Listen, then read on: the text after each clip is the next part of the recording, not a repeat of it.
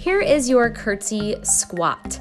I will show you what it looks like without using any external weight, and then how to load it with both a dumbbell and a kettlebell. So first, start in your normal squat position. Feet are a little bit wider than shoulders width, and toes can be slightly rotated outward. And just kind of pop a squat, right? Practice that regular squat position. Butt back, knees are out, and keeping your chest lifted. Hands can be in prayer position. You can be doing the Macarena, like whatever feels comfortable to you. Just practicing the fluidity of that squat and remembering the basics. From the side, again, setting up that shoulder width apart, butt back, knees out, and keeping the chest up. Of course, there will be a hinge of the chest forward in order to facilitate sitting down into the squat.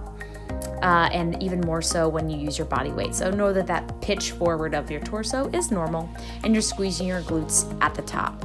So this curtsy squat that we're about to practice is great for isolating that front leg. So you want to find your normal squat position.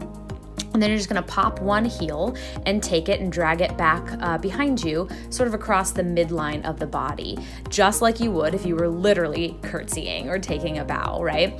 So you're gonna be lowering that back knee down just to the outside of your front leg heel, trying to keep your hips square, your shoulders square, facing the front of the room as you lower that back knee down and up again. Now, if this starts to hurt your front knee, maybe play with the amount of weight you're putting in your front and your back foot, right? So I would say rely a little bit more on that back foot and make sure that your front knee isn't pushing too far past your big toe.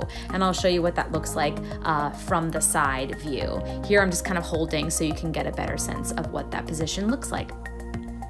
From the side, again, you're gonna pop that heel, drag that leg back behind you, and cross it over the midline of the body. So here you'll see my front knee is not really too far forward of my big toe. For me, that's a comfortable position, but for some of you, you might need to back off of that angle, if that makes sense, right? And keeping the shin a little bit more upright might feel more comfortable for those of you with tweaky knees, which is totally understandable. We don't want your knee joint to feel in pain.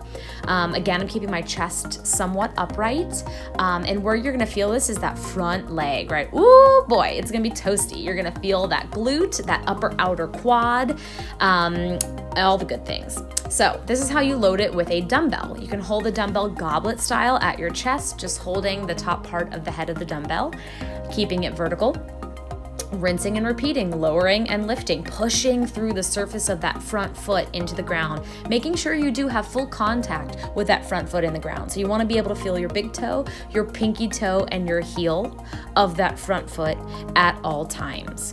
And I'll show you what this looks like as well from the side, just so you kind of get an idea. Again, keeping my back somewhat upright, proud chest, lowering and lifting. Here it is with a kettlebell. Holding the kettlebell at your chest, again, goblet style, and the handle should be like a little mustache. It's real high up, kind of in front of your face.